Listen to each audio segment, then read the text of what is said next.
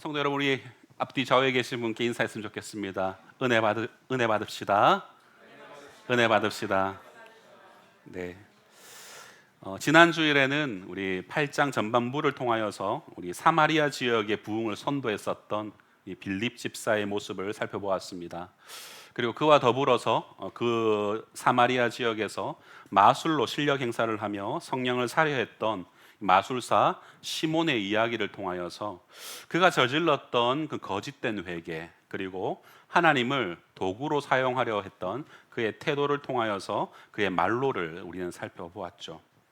그로 인하여서 그는 주님 다시 오실 때까지 이 성령을 돈으로 사려고 했다라는 것에 표상이 되어서 이 성직매매라는 단어의 뜻을 가진 시몬이라는 이 단어의 기원이 되었다고도 말씀드렸죠. 성도 여러분, 오늘은 다시 한 번 더 이 빌립 집사의 이야기를 살펴볼 것입니다. 이 빌립 집사는 까도 그런 영적인 매력이 막 흘러넘치는 그런 매력 덩어리인 것 같아요.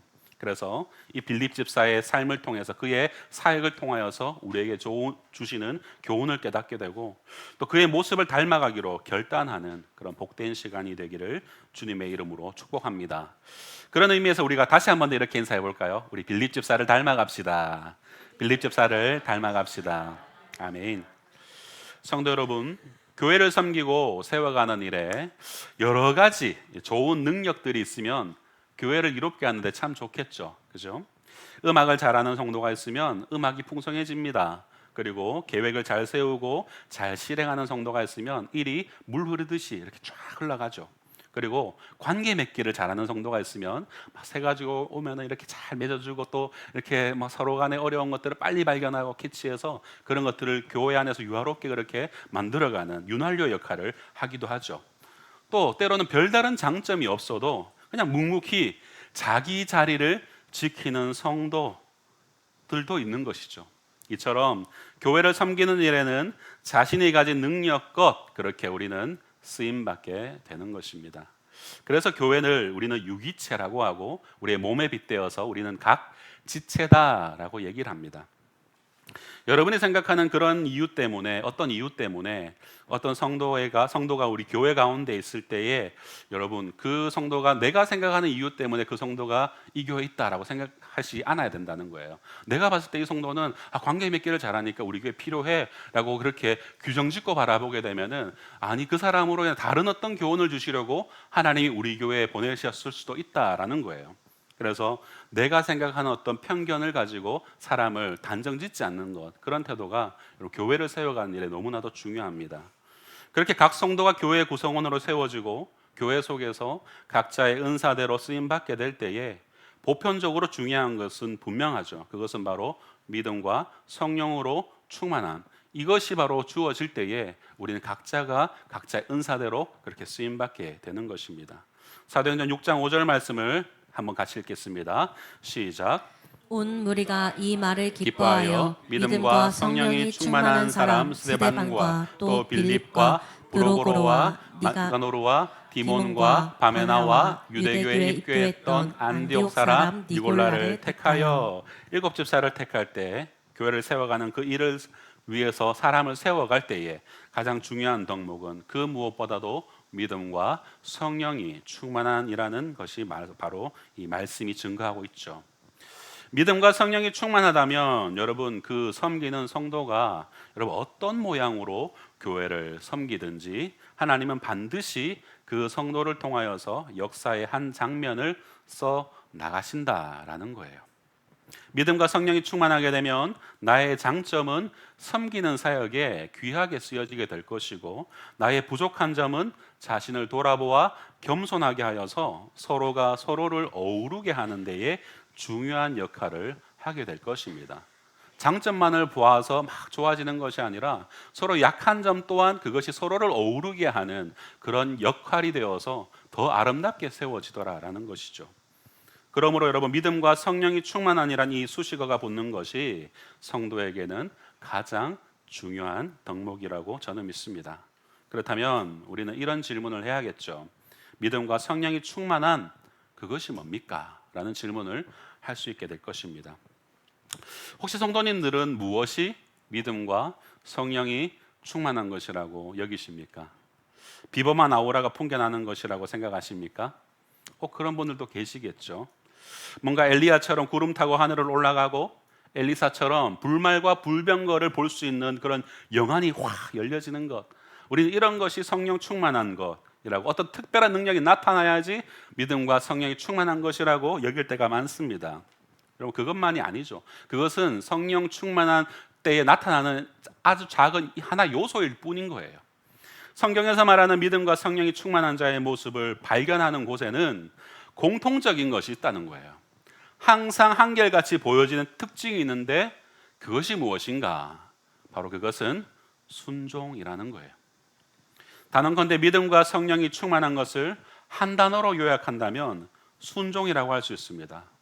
사랑하는 성도 여러분, 부디 믿음과 성령으로 충만한 우리 성도님들 되시기를 소망합니다. 그래야 순종하는 자를 통해서 교회가 든든히 세워지고 건강해지고 부흥하는 그런 모든 일에 다 쓰임 받으시는 그런 저와 여러분이 되기를 소망합니다.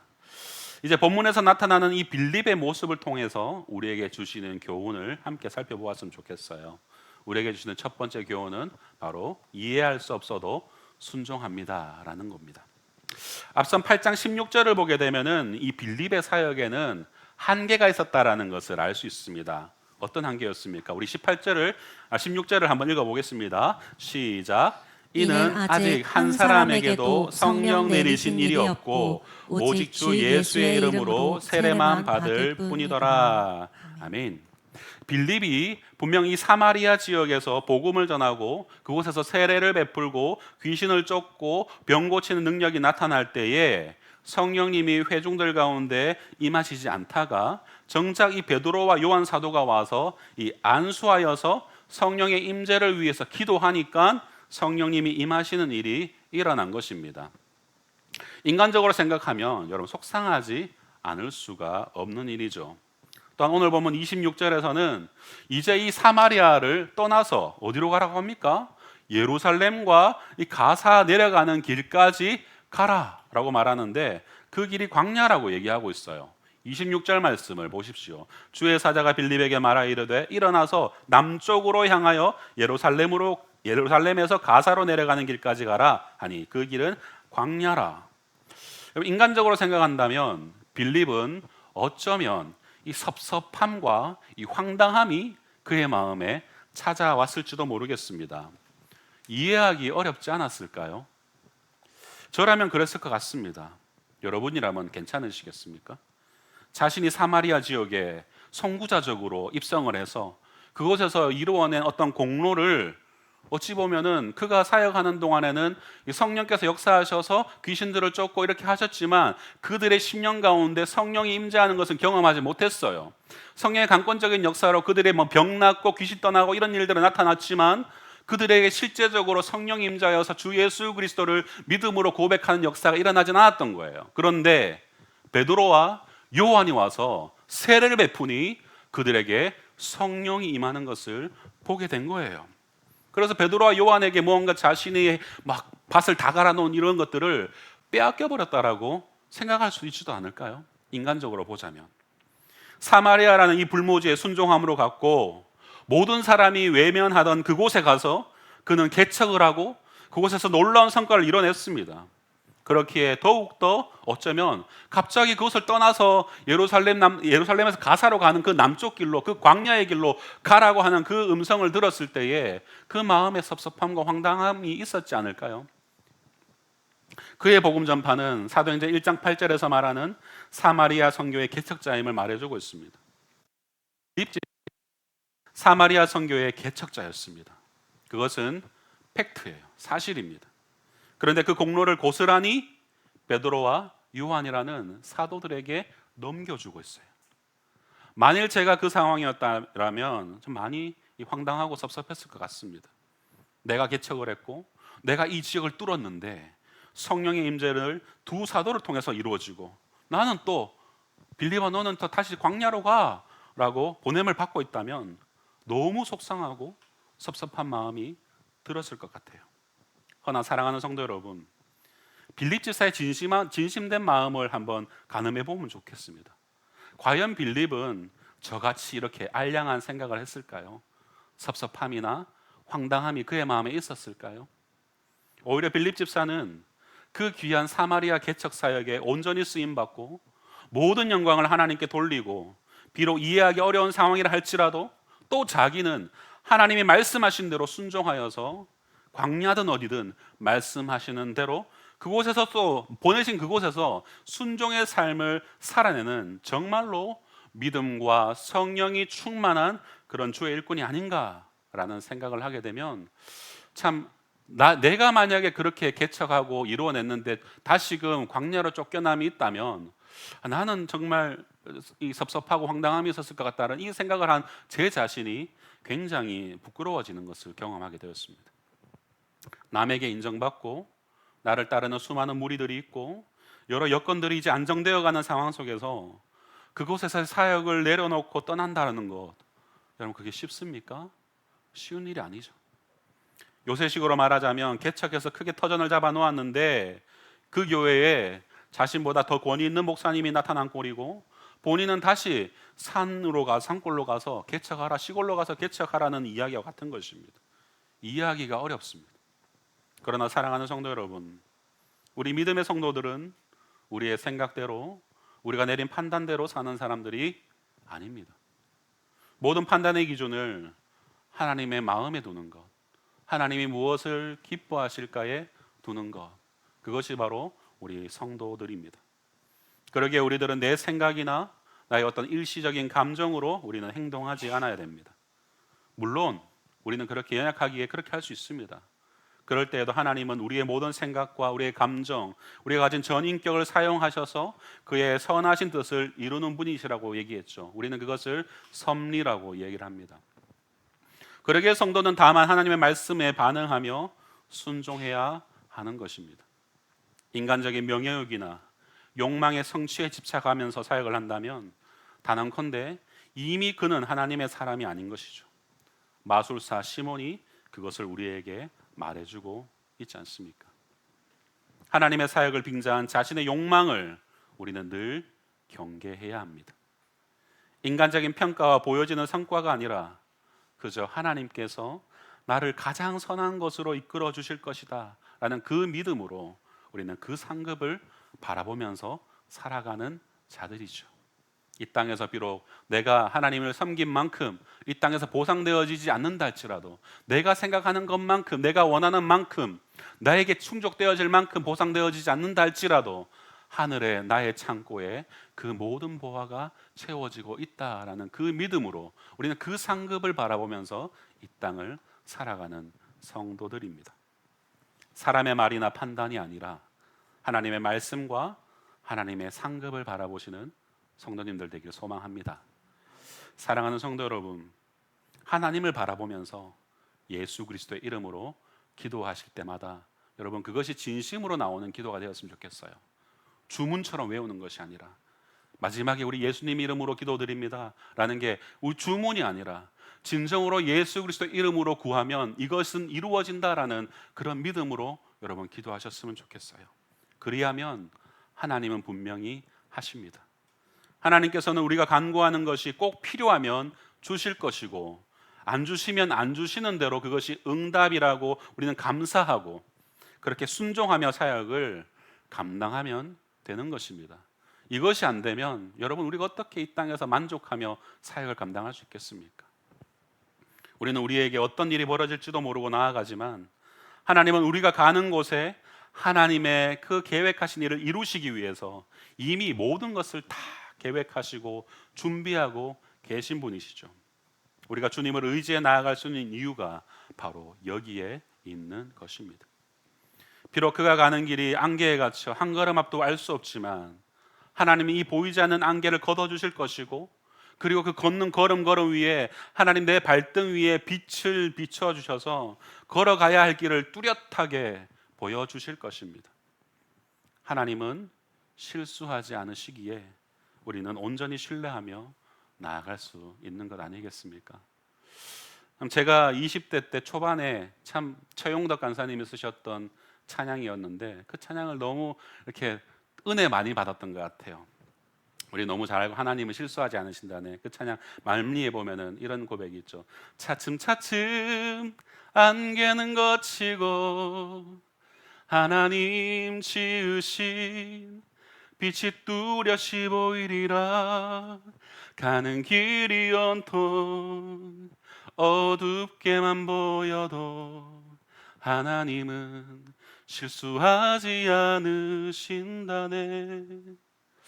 참 최용덕 간사님을 실제로 모셔서 간증 집회를 진행해 본 적이 있었습니다. 최용덕 간사님 이제 따님이 일찍 돌아가셨잖아요. 소천을 했는데 그 이후에 간사님이 이런 수많은 어떤 작곡 활동과 시를 지어 가시면서 간증 활동을 하셨는데 그 깊은 당뇨가 있으시거든요. 그래서 이제 집회 오시면 미리 이런 요청들 하세요. 목사님 저는 다른 거 필요 없고 이게 인절미 같은 떡을 준비해 주시면 좋습니다. 자기가 갑자기 당이 확 떨어져서 쓰러질 수 있기 때문에 집회 전에 그것을 한 입 딱 먹고 들어가면은 그 집회 시간 한두 시간을 버틸 수 있다고 그렇게 얘기를 하시더라고요.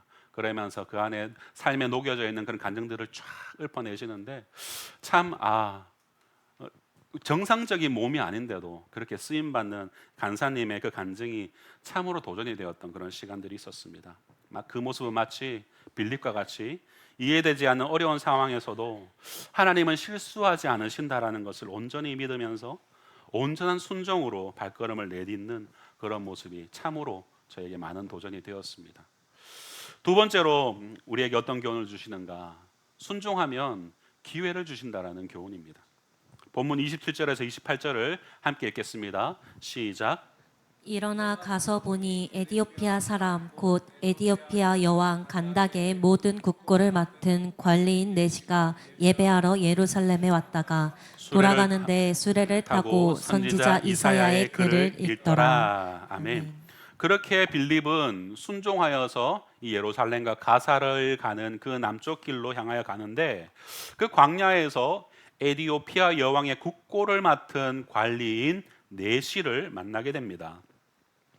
여러분 이 국고를 맡은 관리인 네시라는 사람은 권력이 어마어마했겠죠. 여왕의 국고를 맡은 자였으니까 여왕의 전적인 신뢰를 얻는 자라는 것을 반증하고 있죠.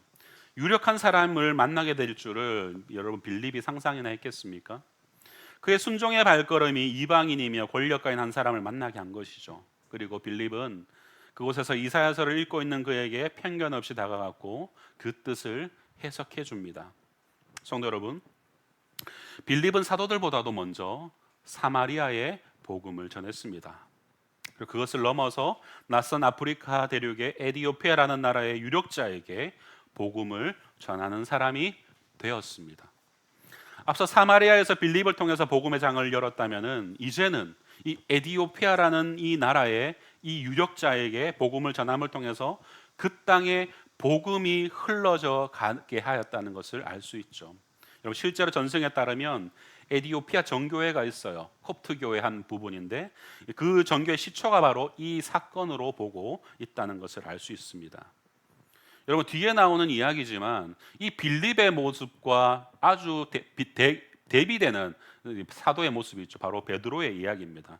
사도행전 10장에 가게 되면은 이 고넬료 가정을 전도하기 위해서 하나님이 베드로에게 환상을 보여주시잖아요. 첫 번째 환상을 보여주고 하나님 안 됩니다. 저는 그렇게 할 수 없습니다. 어떻게 이방인들에게 안 됩니다. 뭐 이렇게 하면 반응을 하죠. 두 번, 세 번에 걸쳐서 그렇게 그 보따리에 쌓여져 있는 것을 먹어라라고 하시는 걸 통하여서 이 고넬료 가정을 전도하시려는 복음을 듣게 하시려는 하나님의 뜻을 그제서야 그가 깨닫게 되죠. 그는 유대교적인 편견 가운데서 세 번이나 직접적 환상을 봤음에도 불구하고 거절했었던 사람이 여러분 베드로였습니다.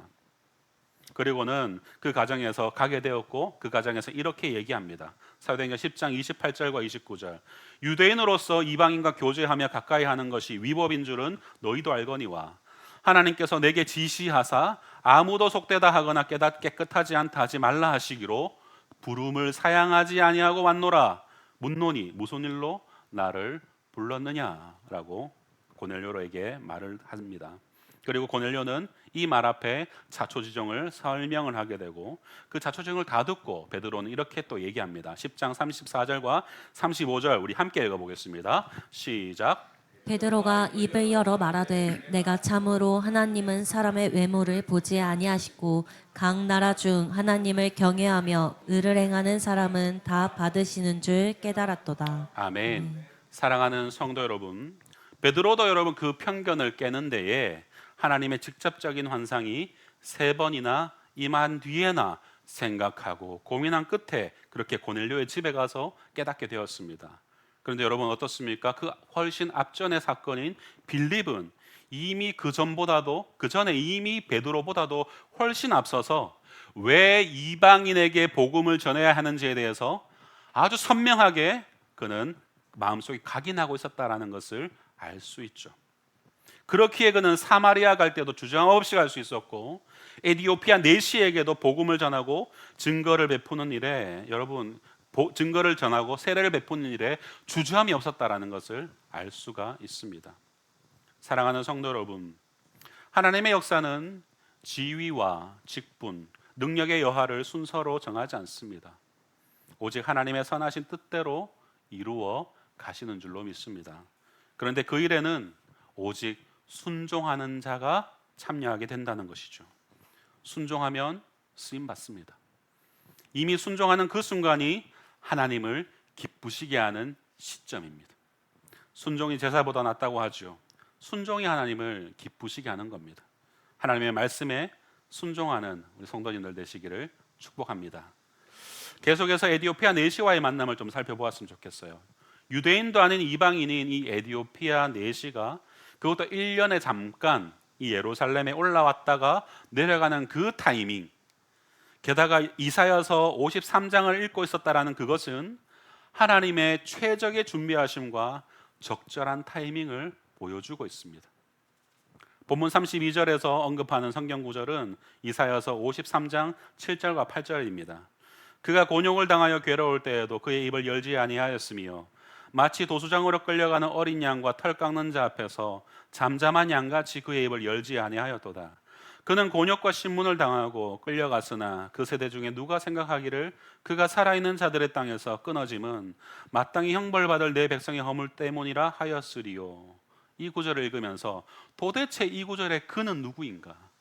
그는 누구인가? 라는 것을 그는 묻고 있었던 거예요. 그것이 이해가 안 가는 이 에디오피아 내시를 만나게 하시고 그 내시에게 그분이 바로 예수 그리스도이시다라는 것을 전파하는 이 빌립의 모습을 여러분 생각해 보십시오. 이런 기가 막힌 상황, 이 모든 것이 빌립이 말씀에 따른 이 순종으로 인하여서 이루어졌던 것이지 않습니까?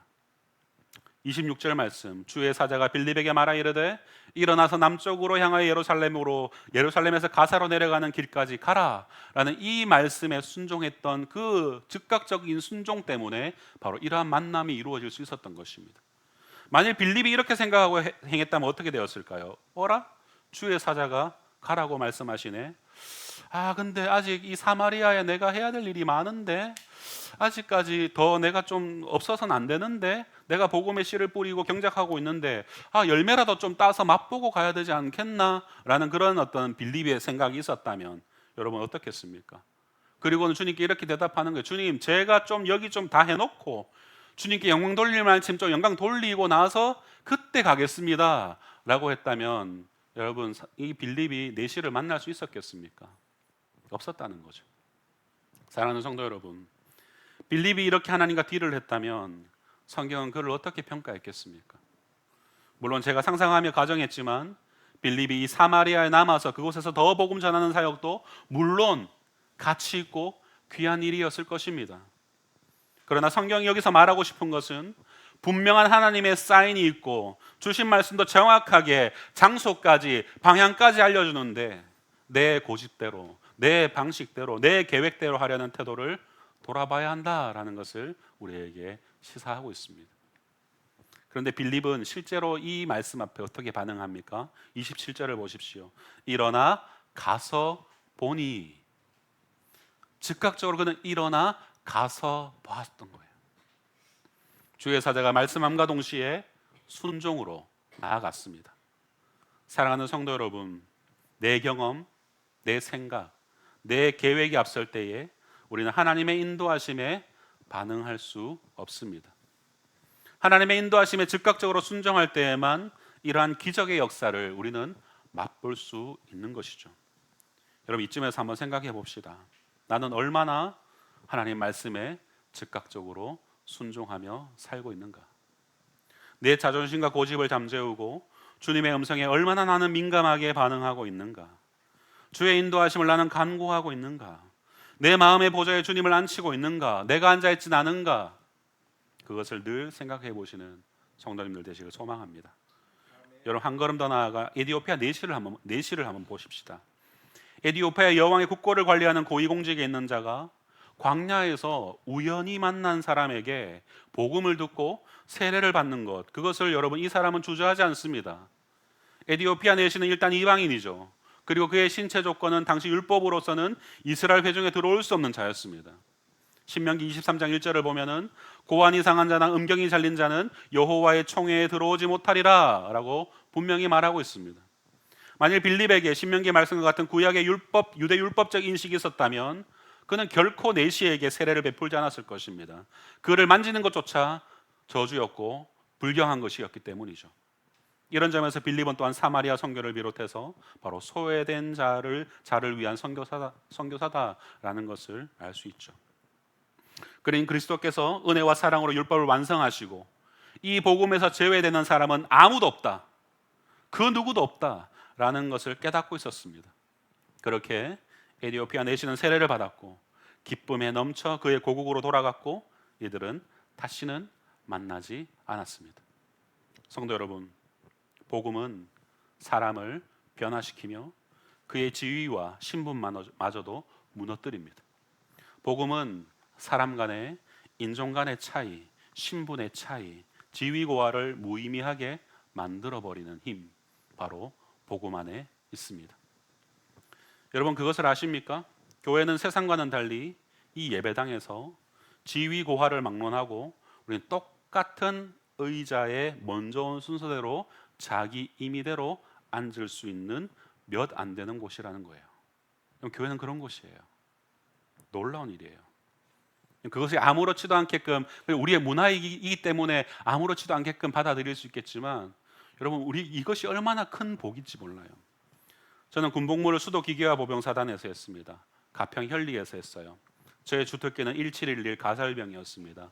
가설병으로서도 충성을 다했고 또 중대군종병으로서 상심하고 또 마음의 어떤 신앙의 회의를 가진 자를 돕는 역할도 틈틈이 감당했습니다.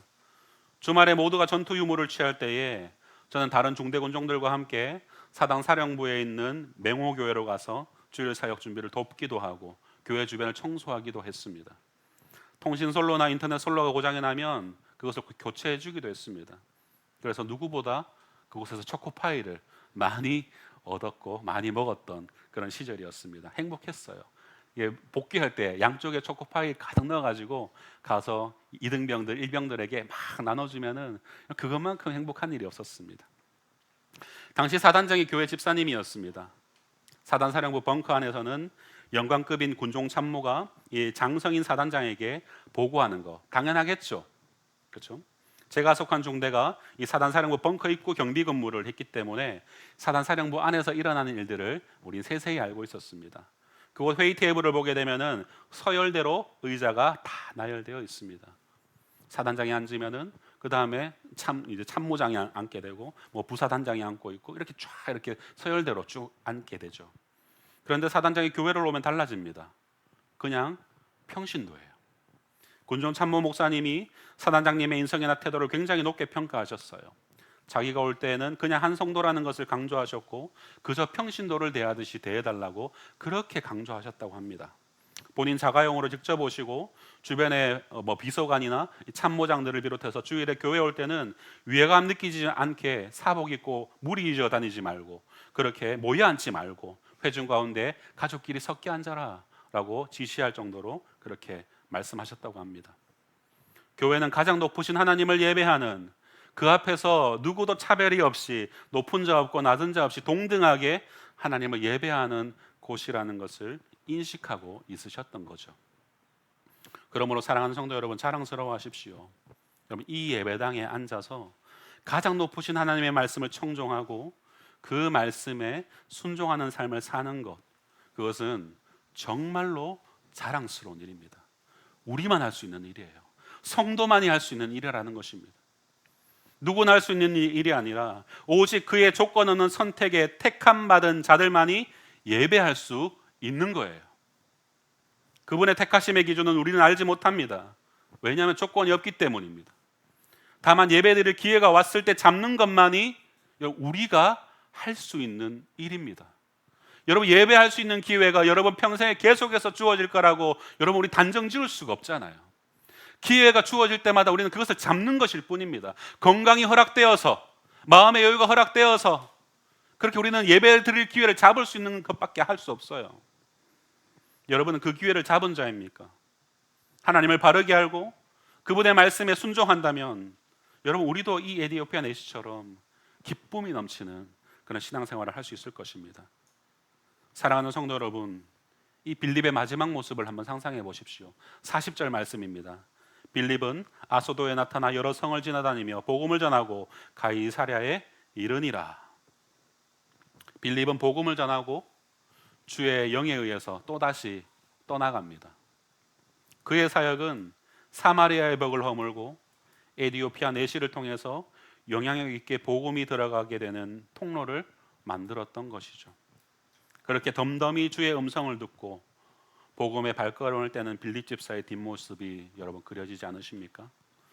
이 빌립 집사야말로 사도행전 1장 8절에 오직 성령이 너희에게 임하시면 너희가 권능을 받고 예루살렘과 온 유대와 사마리아와 땅끝까지 이르러 내 증인이 되리라 하신 이 말씀대로 온전한 순종의 바로 전도자였습니다. 우리도 그런 성도 되기를 소망합니다. 내가 맡은 직분의 이름보다 누가 준 직분인지를 더 깊이 생각하고 그 말씀의 명령 앞에 빌립 집사와 같이 순종으로 화답하는 그런 저와 여러분이 되기를 간절히 소망합니다. 왕관의 보석 같은 사랑하는 성도 여러분, 말씀을 맺겠습니다. 여러분, 하나님의 생명책이라는 말을 여러분 들어보셨을 겁니다. 그 생명책에 기록되지 못한 자는 불못에 던져진다라고 요한계시록은 분명히 말하고 있죠. 이 생명체에 관한 내용이 대부분 요한계시록에 있는데 그 기록들은 대부분 결과에 대한 이야기예요. 생명책에 기록되면 천국, 생명책에 기록 안 되면 지옥이라고 요한계시록은 선명하게 말을 합니다. 그런데 찾다 보니 생명책에 기록되는 사유에 대해서 언급하는 한 구절을 찾게 되었습니다. 빌립보서 4장 3절 말씀 같이 읽어보겠습니다. 시작. 또 참으로 나와 멍에를 같이 한 내게 구하노니 복음에 나와 함께 힘쓰던 저 여인들을 돕고 또한 글레멘드와 그 외 나의 동지들을 도우라. 그 이름들이 생명책에 있느니라. 아멘. 사도 바울이 빌립보 성도들을 향하여서 복음을 위해서 나와 함께 힘쓰던 자가 생명책에 있더라. 복음을 깨닫고 그 복음의 능력을 믿고 그 복음을 위해서 목숨을 아끼지 않고 순종했던 그들의 이름이 생명책에 있더라 라고 말하고 있는 겁니다. 우리도 순종의 사람 빌립처럼 복음을 위해 주저하지 않고 나의 전생애를 내어 던질 수 있는 자들이 되기를 소망합니다. 그 정도로 믿어야 합니까? 라고 질문하신다면 이렇게 대답해 드리고 싶어요. 성경에 생명책에 기록되는 것과 관련된 구절이 8개 구절이 있습니다. 6개는 요한계시록에 언급되는데 마지막 때에 구원받은 백성들에 관한 구절들이고 또 하나는 시편인데 다윗이 그를 죽이려 하는 대적들을 생명책에 기록되지 않게 해달라고 간구할 때 쓰여진 그 부분에서 생명책이라고 기록되어 있어요. 또 하나가 방금 읽었던 빌립보서 4장 3절의 말씀입니다. 참으로 바울과 함께 복음의 멍에를 메고 복음에 함께 힘쓰던 여인들을 돕고 동역자를 돕는 모든 사역에 동참한 자, 그들에게 주어진 말씀이 바로 그 이름이 생명책에 있느니라. 사랑하는 성도 여러분, 사도행전 8장 이 성경은 빌립 집사가 주의 복음을 위해서 불꽃처럼 살다가 사그러진 마지막 흔적이에요. 이후로는 빌립 집사에 대한 언급이 없습니다. 그는 순종의 사람이었습니다. 바로 복음 전파라는 명령에 그는 순종하였습니다. 복음을 전하라는 예수님의 명령 앞에 이해 불가한 상황에서도 순종했던 사람이었어요. 복음의 증거의 기회를 여러분 놓치지 않고 복음을 위해 생명까지 아끼지 않았던 순종의 사람이 빌립이었습니다. 우리는 늘상 듣는 말씀, 순종하십시오. 성도님들, 순종하십시오. 저와 여러분, 하나님 앞에 여러분이 늘상 듣는 말이어서 순종하는 것이 아니라 여러분, 복음의 사람 빌립과 같이 우리에게 주어진 하나님의 말씀이 임할 때에 그 말씀대로 순종하여서 복음을 위해서 애를 쓸 수 있기를 소망합니다. 교회가 지고 있는 이 복음의 멍에를 같이 메고 함께 힘쓰고 동역자를 도우십시오. 그 이름이 생명책에 있을 것입니다. 함께 이 시간 찬양하며 기도의 자리로 나아갑시다.